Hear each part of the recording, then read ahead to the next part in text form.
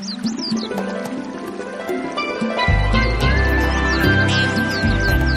道治見，釋經靈修。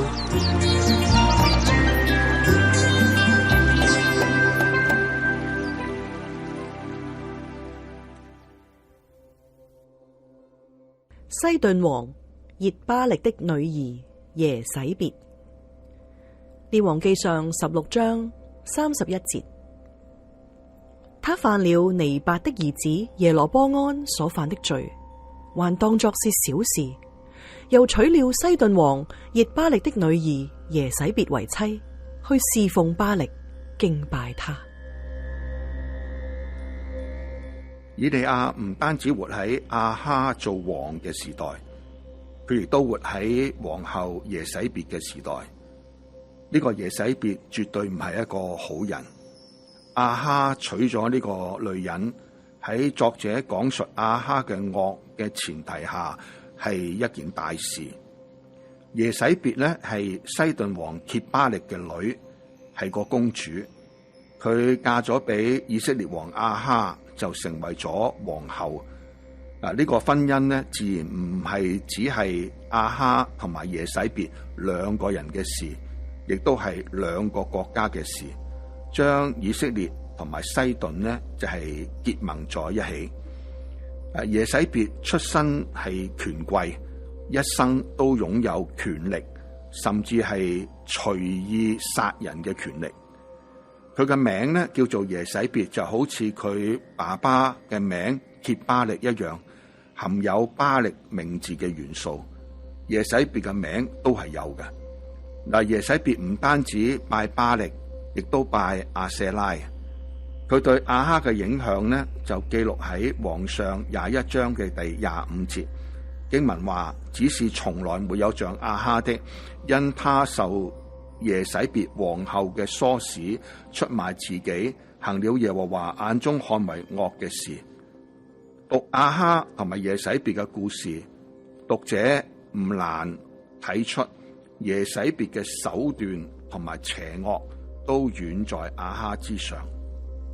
按聖經嘅記錄，耶洗別曾經屠殺不少耶和華嘅先知，仲有耶和華嘅僕人。呢啲人都係因為呢個女人呢喪命，有待上帝給佢哋伸流血嘅冤。難怪以利亞聽見耶洗別話：明日約在這時候，我若不使你的性命像那些人的性命一樣，願神明重重懲罰我。咁以利亞就立刻要逃命，因為呢個女人係實實在在有殘殺耶和華先知同埋僕人嘅前科。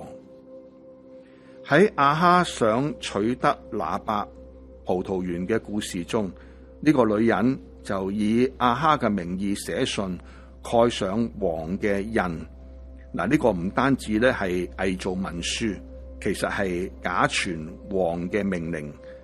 佢將信呢就送到拿伯同城嘅長老同埋貴族當中。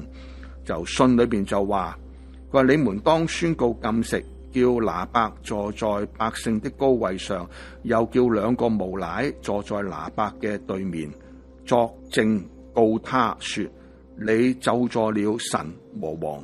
然後呢就將他拉出去，用石頭打死。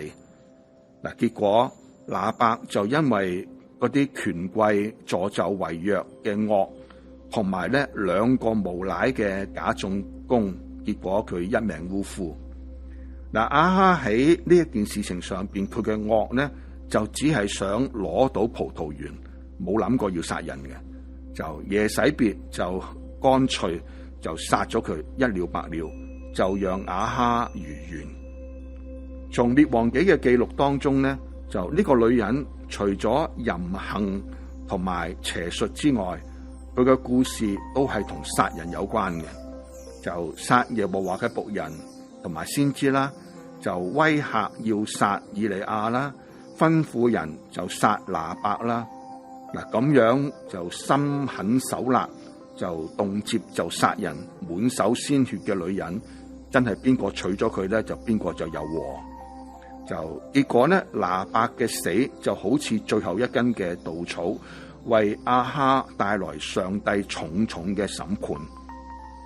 然而呢，就係當亞哈聽見以利亞宣告嚟自耶和華審判嘅話之後呢，亞哈佢竟然係撕裂衣服禁食，就貼身穿着麻布，亦都睡喺麻布上邊，沮喪地走來走去。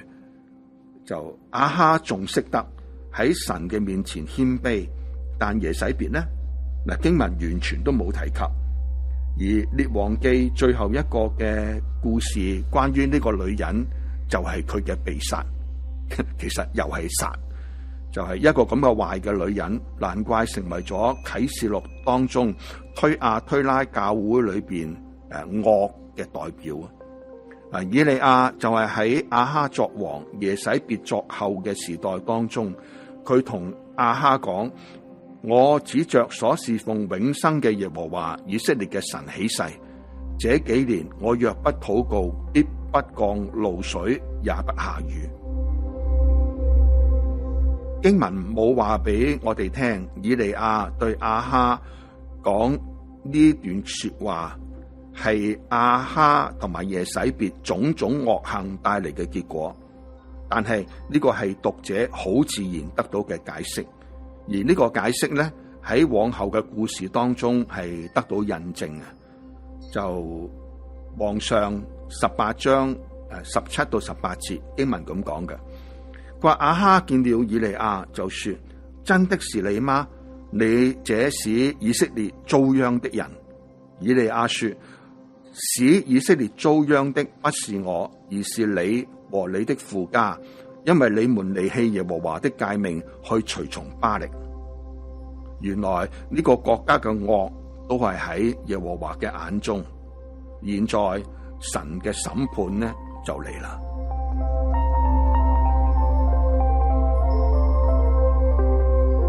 以道自見，釋經靈修，係由堅道神學院推出，作者梁國權，播音葉清、梁國權。